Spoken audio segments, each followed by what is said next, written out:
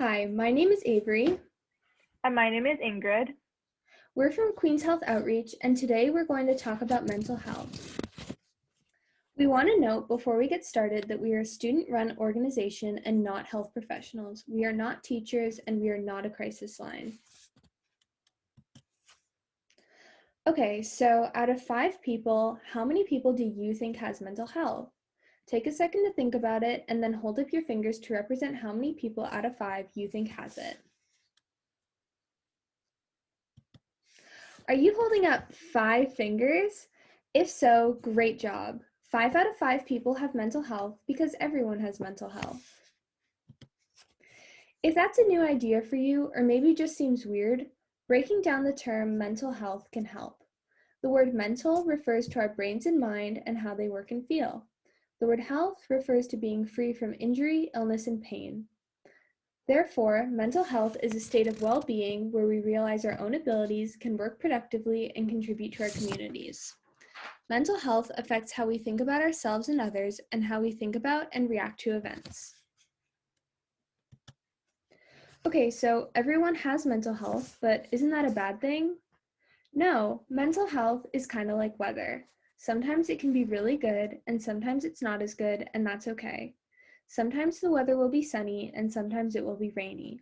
Sometimes the sun will blare brightly, and sometimes it will be more subdued. Sometimes it will pour with rain, and sometimes it will just sprinkle. Some hours, days, months, or years will be sunnier or rainier than others. Mental health, like weather, lies on a scale, since it can change hour to hour, day to day, or year to year. This means that mental health can range. The range can be from healthy stressed to struggling to crisis. It's important to know that a mental health crisis is also known as a mental illness. Ingrid will discuss mental illness a little more in a few minutes. For now, I want to discuss how mental health relates to physical health. Physical health refers to the general condition of a person and how their physical body functions, whereas mental health is more so the attitude someone has about themselves and towards their life. Mental health does not necessarily refer to how well a system of the body is working, like your heart and lungs, but it encompasses your emotional well-being. Just as a person's physical health can vary with time, so can mental health. When someone's physical health is not well, let's say they have a broken leg, they can receive the proper care and treatment to feel better. Likewise, if someone's mental health is not doing well and they are feeling down, maybe they are diagnosed with depression, they can take care of themselves and get treatment to increase their mental health again. It's important to be there for our friends when they are struggling with their mental health, just like we would if they were struggling with their physical health. Imagine you had a friend named Sam. Maybe you do. If Sam had a broken leg, would you still be friends with them? Well, yes, of course you would.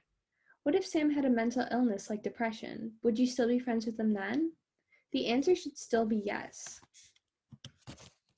Being there for our friends who are struggling and helping them feel supported is a great example of how we can improve their mental health. But that's not the only thing. There are lots of things that can help or hurt your mental health. There are situational factors such as your family dynamics, relationships with friends and significant others, and finances. For example, if you're struggling financially, that can be stressful and negatively affect your mental health. There are behavioral factors such as spending time with friends and drug and alcohol use. For example, if you drink or use drugs often, that can negatively impact your mental health. There are physiological factors such as diseases and chronic injuries. For example, if you have chronic pain, that can negatively impact your mental health. There are cognitive factors such as having a negative or positive outlook. For example, if you have a really negative outlook on life, that can negatively impact your mental health. But if you have a positive outlook, that can positively impact your mental health. And finally, there are emotional factors such as self-esteem and feelings of love and support from family and friends. Emotional factors are what I described above in the Sam example. If you feel loved and supported by your loved ones, that can help your mental health. So, what's the point in discussing all of this anyway? What makes mental health so important? Well, mental health is something that we do not consider on a daily basis that impacts almost every activity we do in a day, how we act around our friends, how we deal with stress, what activities we decide to participate in, and more. It is very important to be aware of how we feel about ourselves and others because being self-aware is the first step in assessing how healthy we are. So now let's talk about mental illness, which is a bit of a different concept from mental health. Mental illness, also called a mental disorder, can be described as a disturbance in thoughts and emotions that decreases a person's capacity to cope with the challenges of everyday life. Everybody has mental health, as we've talked about, but only 1 in 5 people will develop a mental illness over their lifetime. Additionally, mental illnesses can only be diagnosed by a doctor, similar to how only doctors diagnose serious physical illnesses. When people have a mental illness, they can experience negative changes in their thinking, emotional state, and behavior. This can affect their ability to work and maintain their personal relationships, which all play a role in one's overall health. It is important to note that someone may still have a mental illness diagnosis from a doctor, even if they're not showing obvious signs or symptoms. Now I want you guys to quickly imagine that you have 2 friends, Bob and Corey. Bob gets good grades, has a loving family, lots of friends, and loves sports. Bob is always down for some fun, and you consider them a very close friend. Your second friend, Corey, has a mental illness. Despite this, Corey also has a loving family, lots of friends, gets good grades, and loves playing sports. You consider Corey just as close of a friend as you do Bob. Sometimes when we find out a person has a mental illness, we may ask ourselves, do they not have a lot of friends? Do they not have a loving family? Are they struggling in school? But how can that be when somebody like Corey is so similar to Bob? By thinking this about Corey, we may be showing something called stigma. So what is stigma? Stigma can be described as a negative idea that someone has about another person because they think certain traits about them makes them different from other members in society. When we associate someone with certain negative traits, we are assigning them a stigma. When someone gets labeled with these negative ideas or traits, they can be excluded from activities that are open to any other people, such as getting a job or having a relationship, despite the fact that they are just like you and I. They have their own likes and dislikes and go about their daily lives like any other person around them.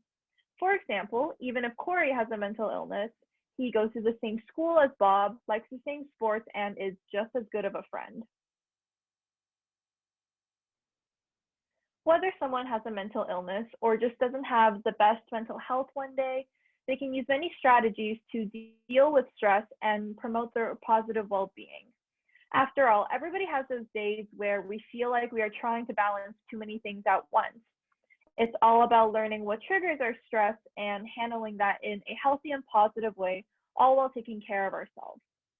Some examples of self-care as we see is to keep a journal to write down your thoughts, to take time to relax and enjoy your hobbies, treat yourself well by being active and eating well, and to socialize with peers in your community. It is very important to practice self-care and to take time for yourself so that you feel more confident and capable to maintain your mental health alongside your physical health. We totally understand that this can be hard to do, that sometimes it's not as easy as just taking care of yourself. Sometimes it is not an individual issue and something that can be solved overnight. For example, if you're having problems with a good friend, you may have been stressed because of it and you are unsure of what to do. For moments like that, any of the resources on screen right now are trustworthy and helpful if you want to talk about mental health or if you want advice just because somebody you know seems like they're really struggling. So please take a quick moment to copy these numbers down.